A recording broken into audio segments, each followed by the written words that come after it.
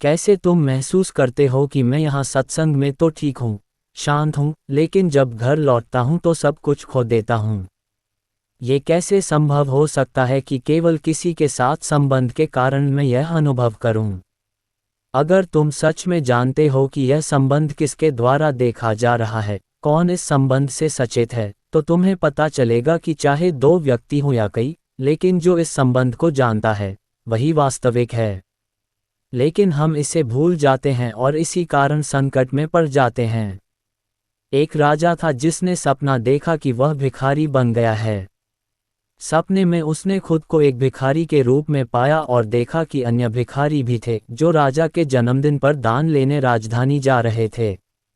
वे कह रहे थे, आज राजा का जन्मदिन है, वह सोने का सिक्का, भोजन और कपड़े बांट रहा है। तो वह भी उनके साथ चला गया, भोजन और नए कपड़े मिले। उसने सोचा, मुझे अच्छे से स्नान कर लेना चाहिए।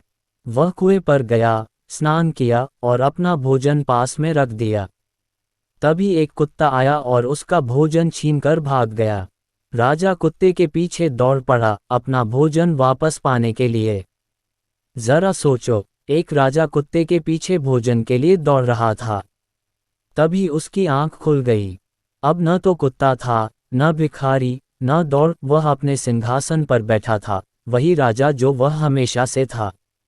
लेकिन वह परेशान था। उसने अपने मंत्री से कहा, यह सपना इतना वास्तविक था। मैं सालों तक भिखारी की तरह रहा, ये कैसे संभव है? सत्य क्या है? क्या मैं वह हूँ जो अभी राजा हूँ, या वह हूँ जो सपने में भिखारी था? बस एक पल की नींद ने राजा को भिखारी बना दिया था। इसी तरह, यदि तुम अपने असली स्वरूप को भूल जाते हो, तो तुम भी भिखारी की तरह हो जाते हो, सांसारिक चीज़ों के पीछे भागते हो। लेकिन जो जाग जाता है, वह जान जाता है कि वह हमेशा से राजा था, आत्मा था। इसलिए, कभी भी खुद से अलग मत हो।